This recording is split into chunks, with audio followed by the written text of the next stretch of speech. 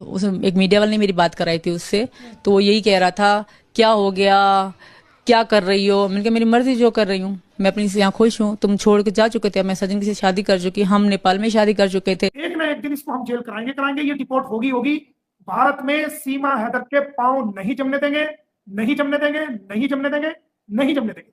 ये एक बच्चा पैदा कर ले या 10 बच्चे पैदा कर ले या एक ड्रामा कर ले या किसी दूसरे का बच्चा लाके कर, ये जो मर्जी कर ले, मोमिन मलिक की जब तक जिंदा है, मेरी जिंदगी का मकसद है इसको भारत की से उखाड़ फेंकना, और इसको हम उखाड़ के फेंकेंगे यहां से। दोस्तों आज मैं बात करूंगा सीमा हैदर भगोड़ी के बारे में। जैसे कि आप सबको इस बात का अच्छे से पता है, सीमा भगोड़ी अब बुरी तरीके से फंस चुकी है। मोमिन सर ने इसकी ज़िंदगी में तबाही ला दी है। अब ये गिरफ्तार होगी बहुत जल्द, क्योंकि मोमिन सर ने ये साफ तौर पे कह दिया है, सीमा हैदर को पैर नहीं जमाने दूंगा, नहीं जमाने दूंगा, नहीं जमाने दूंगा, और इसको हिंदुस्तान में रहने नहीं दूंगा। जी हाँ दोस्तों, ये शब्द मोमिन सर के हैं और बहुत जल्द इस भगोड़े के ऊपर कार्रवाई होने जा रही है कोर्ट की तरफ से। और इस पे जो केस हुए हैं उसमें अब ये चारों तरफ से फंस चुकी है। दोस्तों अभी मैं आपको जो वीडियो दिखाऊंगा उस वीडियो में आप इस भगोड़ी की बैंड बजते हुए देखोगे, और इस पर जो कार्रवाई होने वाली है वो आपको इस वीडियो के अंदर देखने को मिलेगी। मगर दोस्तों ये वीडियो दिखाने से पहले मेरी आपसे गुजारिश है, आज का मेरा ये वीडियो पूरा एंड तक जरूर देखें। तो मैं इस लाइव के माध्यम से गुलाम हैदर को कहना चाहता हूं कि गुलाम हैदर, हम मानते हैं कि तुझे तकलीफ है, तुझे दुख है, दर्द है तेरे बच्चों का, और त्योहार ऊपर से आ रहा है, तुझे दिक्कत हो रही है, लेकिन हिम्मत से काम ले। ये वक्त तेरे रोने का नहीं है मेरे भाई, रोने पे मजबूर किया है, ये वक्त उनके रोने का शुरू हो गया है। अगर आप रोगे, कमजोरी दिखाओगे, तो वो लोग खुश होंगे कि देखो ये रो रहा है, हमने इसको परेशान करके रखा हुआ है।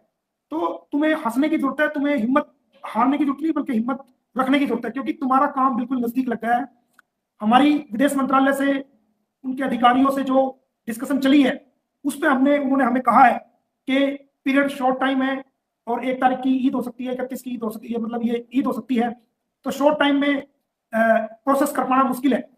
तो हम तुरंत ईद के बाद इस मामले को सारे तमाम सबूत और सारे डॉक्यूमेंट्स हम टेकन अप कर रहे हैं। टेकन अप करने के बाद कोर्ट के ऑर्डर्स को भी कंसिडर कर रहे हैं। तो उन्होंने वो जो ऑर्डर्स हुए थे वो भी रिसीव किए हैं, और बहुत ही जल्दी आपका काम होने जा रहा है। आपको बिल्कुल भी परेशान होने की कहीं से कहीं तक जरूरत नहीं है।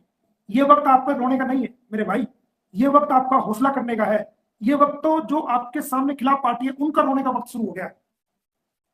ये वक्त जो रोने का शुरू हुआ है, जिन लोगों ने आपको तकलीफ दी, आपका घर बेचा, आपके बच्चों को ट्रैफिकिंग किया, आपके सामान को बेच दिया, आपकी इज्जत को तार तार कर दिया, आपको परेशान किया, ये वक्त उनके रोने का शुरू हो गया। जिन लोगों ने उनका साथ दिया, जो दे रहे हैं, ये वक्त उनके रोने का शुरू है, आपके रोने का नहीं है। अब तो आपका सब कुछ हो चुका है। अब तो क्या है, अब तो आपको भारत सरकार कभी भी किसी दिन भी हाई कमीशन के माध्यम से आपको फोन आएगा, 1 दिन में आ जाओ, 2 दिन में आ जाओ, और आपको तुरंत इस्लामाबाद की तरफ चल देना है, और अपना वीजा लेके और आपको भारत में आना है। आपके सारे काम होंगे, बिल्कुल सारे होंगे।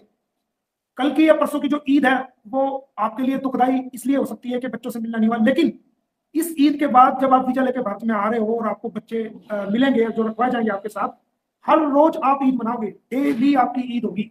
जब आप अपने बच्चों से मिल लोगे तो वो आपकी हर रोज ईद होगी। तो मेरी पहली प्रायोरिटी यही है कि भाई, प्रायोरिटी मेरी यही है कि भाई वो गुलाम हैदर को आ जाए, वो बच्चे उसको मिले। उसके साथ साथ मैंने एक कदम और आगे बढ़ा दिया है कि ये बच्चे सरकारी कस्टडी में हम करवाने जा रहे हैं। और चूंकि अब ईद से फ्री हो गए हैं, तो उम्मीद है कि इस हफ्ते में इसमें कुछ ना कुछ पॉजिटिव ऑर्डर आएगा, और ये बच्चे हम सरकारी कस्टडी की तरफ लेके जा रहे हैं कि ये बच्चे सरकारी कस्टडी में रखे जाएं, उनकी सरकारी कस्टडी में देख रेख हो, उनकी सुरक्षा हो, उनकी सेफ्टी हो। और जब वो सरकारी कस्टडी में आ जाएंगे तो गुलाम हैदर से बातचीत कराना भी हमारे लिए आसान हो जाएगा। और गुलाम हैदर जब भारत में आ जाएगा तो फिर उसको मिलवाने में, बातचीत कराने में, साथ रखने में भी हमें काफी आसानी पैदा होगी। तो हम इस कदम की तरफ चल पड़े। दूसरी बात रही सीमा हैदर की बात, तो देखो सीमा हैदर तो यहाँ पर लॉन्ग टाइम रहेगी, क्योंकि जेल में भी उसको रहना है, ट्रायल भी चलना है। लेकिन ये बच्चे लॉन्ग टर्म नहीं रहेंगे, ये बच्चे वापस होंगे, जल्दी वापस होंगे। ये बच्चे अपने देश जाएंगे, अपने फादर के पास जाएंगे, और सीमा हैदर को यहाँ पर लंबा वक्त लगेगा क्योंकि ट्रायल चलेगा, और उसको जेल भी यहाँ पर काटनी पड़ेगी। ये एक बच्चा पैदा कर ले या 10 बच्चे पैदा कर ले या एक ड्रामा कर ले या किसी दूसरे का बच्चा लाके कर, ये जो मर्जी कर ले, जो इसको करना है, ये खुला चैलेंज है, ये जो मर्जी कर ले, एक ना एक दिन इसको हम जेल कराएंगे कराएंगे, ये डिपोर्ट होगी होगी। भारत में सीमा हैदर के पांव नहीं जमने देंगे, नहीं जमने देंगे, नहीं जमने देंगे, नहीं जमने देंगे। इसके पांव को उखाड़ देंगे हम यहां से, इसको भारत की सरजमीन पे हम बिल्कुल भी जमने नहीं देंगे। मोमिन मलिक की जब तक जिंदा है, मेरी जिंदगी का मकसद है इसको भारत की से उखाड़ फेंकना, और इसको हम उखाड़ के फेंकेंगे यहाँ से, कानूनी रूप से फेंकेंगे। रहा सवाल बच्चों का, तो बच्चों को तो डिपोर्ट कराएंगे, उसके फादर को दिलाएंगे, वो हमने पहले भी कहा है, आज भी कह रहे हैं, आगे भी कहते रहेंगे। लेकिन सीमा हैदर, बच्चे जाएंगे, सीमा हैदर को यहाँ रहने में वक्त लगेगा, ट्रायल में भी 2-3 साल निकलेंगे और ये जेल भी जाएगी, 4 से 5 साल इसको जेल होगी। और जब जेल होगी तो फिर उसके बाद ये डिपोर्ट होगी। इसको ना कोई नागरिकता लेने देंगे, ना कोई नागरिकता मिलेगी, और ना ही ये नागरिक यहाँ की भारत की कभी बन सकती है, और ना ही इसको हम कभी नागरिक बनने देंगे। ये हम आपको आज भी कह रहे हैं, कल भी कह रहे हैं। और उस केस के अंदर हमने ये भी लिखा है बाकायदा कि अगर इस इलीगल कंपनी से, सीमा और सचिन की इलीगल कंपनी से कोई औलाद पैदा होती है तो वो इलिजिमेट समझी जाए, वो अवैध संतान समझी जाए, उसकी कानून की नजर में वो अवैध संतान की कैटेगरी में हो। ये हमने एडवांस लिखा है उसके अंदर, केस के अंदर। वो कॉपी हम लगा देंगे कम्युनिटी पे भी जिसको चाहिए। तो हमने एडवांस, हमें पता था कि ये ड्रामा कर सकते हैं इस प्रकार का, तो हमने वो एडवांस उसके अंदर लिखी हुई है। तो वो एक अलग मैटर चलेगा, वो चलता रहेगा। गुलाम आकर के बच्चों को लेकर चला जाएगा, वो तब भी चलता रहेगा, क्योंकि वो एक जीत है, एक हार का सवाल है, तो वो चलता रहेगा। लेकिन हमारी जो पहली जो प्योरिटी है वो ये है कि किसी तरह ये बच्चे उसके फादर को मिल जाए। उसके बाद जो केसेस चल रहे हैं वो चलते रहे, वो मैं यहाँ बैठा हूं, मैं करता रहूंगा अपना।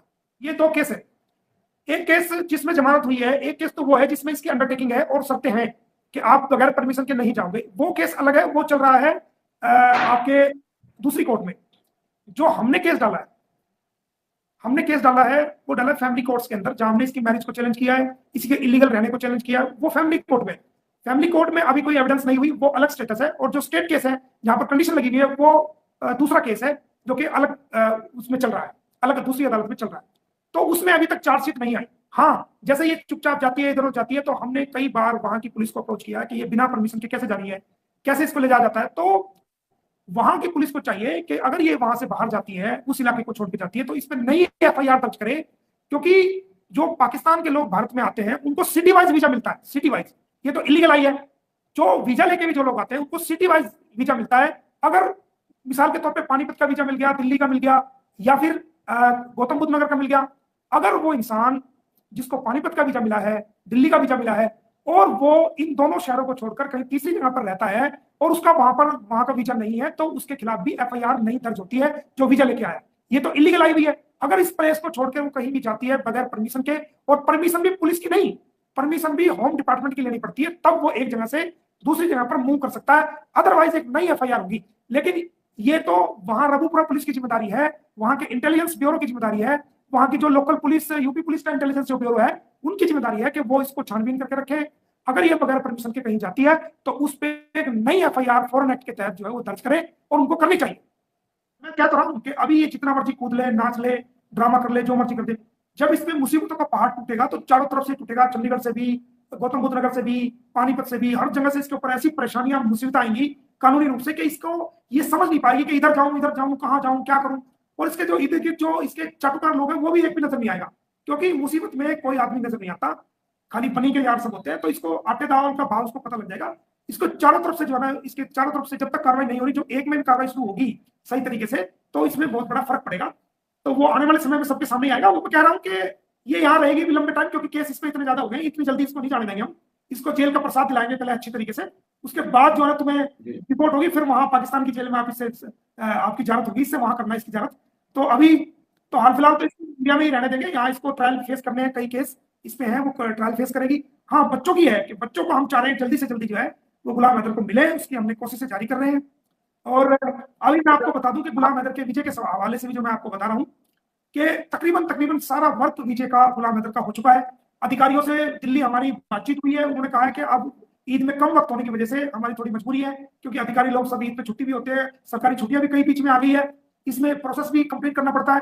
तो वो जो कोर्ट के अदालत की जो आदेश की कॉपी थी वो हमने सौंप दी है, उस पर काम चल रहा है। और ठीक है कि कल शायद ईद बच्चों के साथ ये ना मना पाए, लेकिन आने वाले जो ईद के बाद आने वाले समय में जो भारत आएगा, इसके बच्चे जो मिलेंगे, गुलाम हैदर का जो दिन होगा वो हर दिन ईद होगा, हर दिन वो ईद मनाएगा, ऐसा मुझे विश्वास है। और जितनी परेशानियां, जितना रोना धोना उसका होना था वो हो चुका।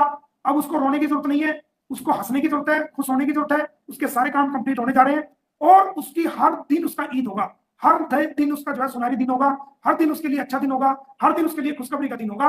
और जितना उसको रोना धोना था वो समय जा चुका। अब उसके जो सामने वाले लोग हैं उनके रोने धोने के दिन शुरू हो चुके हैं। गुलाम हैदर के अब अच्छे और बेहतरीन दिन जो है वो शुरू